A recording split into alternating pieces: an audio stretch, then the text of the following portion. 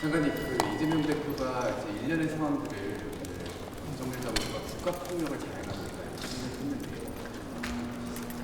국가 폭력이라고 했나요? 본인 수사 과정에서 몇 분이나 돌아가셨는지 한 번만 생각해 본다면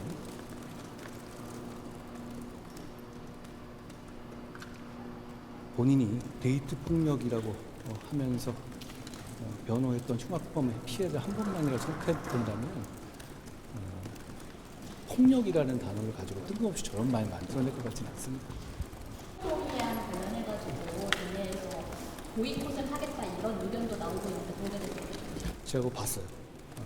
제가 봤는데요. 민주당에서 저를 뭐 저거 뭐 이거 이렇게 지칭하면서 체포 동의안은 간악한 짓이니까 방탄으로 막아내겠다 이런 말씀, 그리고 다 퇴장해 버려서 하겠다 이렇게 말씀을 하셨던데요. 그런 말에 놀랄 만한 고급스러움은 둘째치고 저는 민주당에게 불체포 특권을 포기하라는 말을 한 적이 없습니다. 4번 연속 방탄했다가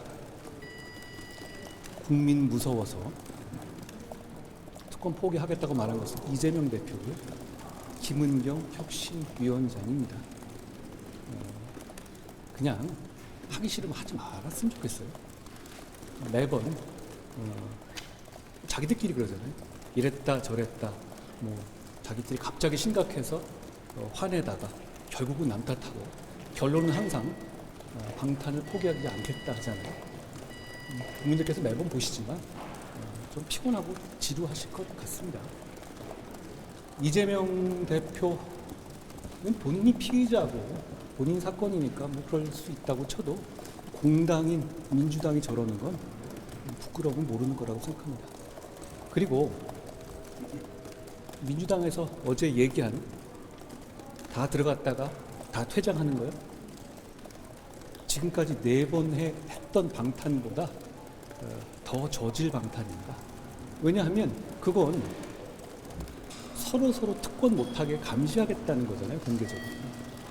장관님, 그 오전에 김의겸 의원이 상임위에서 질의 과정에서 해병대 사망 사건 수사 기록이라면서 일부 문서를 확보했다고 공개를 했는데 국방부 차관도 못 본 기록이 외부로 유출된 거다, 뭐 이런 지적이 있습니다. 수사가 필요한 사안이라고 보실까요? 제가 그 얘기를 좀 처음 들었습니다. 그래서 제가 지금 말씀드릴 수 있는 문제는 아닐 것 같고요. 그러면 김의겸 의원님 어제 뭐 분석 나오셔가지고 왜 북한 수사까지 안 하고 계시냐. 청담동 가짜뉴스의 가해자이신 김의겸 의원이 SNL에 나가서 또 그 가짜뉴스를 퍼뜨리신 것 같은데요. 제가 고백하자면 제가 유머를 좋아합니다. 그리고 문제는 제가 뭐 그런 재능이 없어가지고 좀 안 좋은 조합이긴 하죠. 그런데 유머의 세계에서 하나의 어떤 공통적인 룰이 있다면 가해자가 피해자에게 하는 농담은 농담이 아니라 그냥 나쁜 짓인 겁니다. 김의겸 의원은 정치판에서 뻥치시다가 망신당하고 예능판 가서 그러시는 것 같은데요. 그분이 그러고 다니시는 거에 대해서 사람들이 뭐 이상하게 생각은 않죠. 그렇지만 민주당이 역시 같이 거기에 동참하고 있고 그분의 그런 거짓말과 가짜뉴스에서도 아직도 누구도 제대로 된 사과를 하고 있지 않다는 게 문제 같습니다. 오늘 이제 현안들에서 묵지마 범죄에 관련한 대책들 얘기를 하실 텐데 혹시 당신형은 얘기가 많이 나왔으니까 사법 위반죄는 어떤 입장? 현안 질의에서 진짜 그런 정책적인 질문이 나와줬으면 좋겠습니다.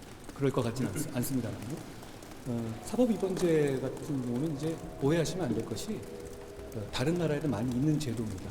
그리고 적시에 치도를 받지 않았을 경우에 여러 가지 사회적 문제가 생길 수 있다는 거 우리가 요즘 많이 보고 있지 않습니까?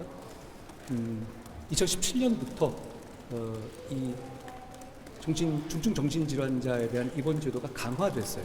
어떤 방식으로 됐냐면 의사가 2명 이상의 환자를 합의를 해야 되고 그리고 동거하고 있는 가족이 직접 결정을 해야 되는 것이죠. 입장 바꿔 생각해 보십시오. 그런 경우에 내가 나중에 같이 살아야 될 가족에 대해서 본인이 그렇게 책임지고 결정하는 거 어려운 일입니다. 실제로 그것 때문에 입원 자체가 많이 감소했고요. 그런 차원에서 국가가 그런 책임을 그런 가정이나 의사에 맡겨두지 않고 사법 시스템을 통해서 결정하자고 하는 것이 이 사법입원제도의 골자입니다. 그러니까 뭐 지나가는 사람 잡아놓겠다 이런 게 아니고요. 적시에 치료가 필요한 사람에 대해서 국가가 대신에 결정해 주되 사법 시스템을 통해 결정하자는 것이고 미국이나 다른 사법 헌집국 대부분에 보유하고 있는 그런 제도입니다. 예전에 뭐 누가 그랬다시피 뭐 자기 아는 인척을 그냥 정신병원에 가거나 이런 제도가 아니거든요. 오히려 그것보다 훨씬 더 사법 통제가 되는 제도입니다. 이 제도를 잘 만들어 볼 필요가 있다고 생각하고 법무부 자체만이 주무 구성은 아니고 보건복지부가 TF를 구성했거든요. 잘 만들어 보겠습니다. 지난주에 그 생활 동반자법에 대해서 의견을 한번 내셨는데 그렇게 보셔가지고 참고해주세요. 먼저 말씀드렸다시피 전 생활 동반자법에 대해서 제가 찬반 입장을 밝힌 적은 없습니다. 생활 동반자법이 실제로는 그 내용이 두 성인 간의 이 어떤 관계를 말하는 거잖아요. 무슨 전에 박범계 의원께서는 1인 가구를 포함한다 그러는데 1인 가구는 동반자일 수가 없죠. 혼자 무슨 동반을 합니까? 그건 법을 모르시는 거고요. 그 법 내용은 결국은 두 성인의 이 어떤 여러 가지 형태를 가정을 만들 수 있게 하고 거기서 법적, 제도적 보장과 어떤 사회적인 보조를 해줄 수 있는 그런 구조인 겁니다. 결혼처럼. 그렇지만 그 제도에 대해서 어떤 성에 관한 어떤 그런 제한이 없기 때문에 동성 제도가 당연히 거기에는 포함되는 겁니다. 저는 그거에 대해서 국민들이 관심이 많으시잖아요. 그거가 이렇게 어물쩍 넘어가면 안 되고 정확하게 어떤 내용인지에 대해서 국민적 합의와 어떤 공론장에서 토론이 있어야 한다는 말씀입니다. 제가 의아하게 생각하는 것은 저는 정의당에서 이 부분에 대해서 제 여러 가지 다른 생각 갖고 있는 건 충분히 이해합니다. 정의당의 철학은 그거고요. 충분히 존중하는데 정의당 혼자 그렇게 생각을 한다면 이 법은 통과되지 않습니다. 아시다시피. 그렇지만 민주당이 이 법을 지지하고 이 법과 같은 생각이라면 최근에 민주당이 보이는 행태를 보면 토론 없이 그냥 본회의 회부하지 않습니까? 이거 그렇게 갈 수 있는 상황입니다. 그러니까 이건 그래서는 안 되고 사회적 합의와 어떤 그 공감대를 위한 토론이 필요하다는 겁니다. 그런데 제가 의아하게 생각하는 것은 제가 뭐라고 한마디만 하면은 정말 벌떼같이 민주당 의원들이 달려드시지 않습니까? 희한하게도 여기는 아무도 없네요. 제가 뭐라고 특별히 얘기한 것도 아니지 않습니까? 이 법을 발의하는데 민주당이 상당히 가담했고 저한테 3분이나 거기서 이 법을 지지해달라는 취지로 질의하셨잖아요. 그런데 이 취지가 제가 동성혼의 문제고 그 문제에 대해서 건설적인 토론을 해보자라고 여러 차례 말씀을 드렸지만 아무도 그러한 줄이 없으십니다. 국민 설득할 자신이 없으면 내놓지 말았어야 하고 지금이라도 국민 설득할 자신이 있으면 공론의 장에서 이야기해보자는 얘기입니다. 아니 민주당은 지금 여기서 찬반의 얘기조차 없다는 거 이상하지 않습니까? 정말에서 김봉수 의원 이름들이 실제로 나왔고 보도도 됐는데 여기에 대해서 지금 민주당은 전혀 사실이 아니다. 그렇게 반박을 하고 있는데 범죄 수사를 받는 사람들이 혐의를 인정하는 경우보다 그러지 않는 경우가 더 많죠.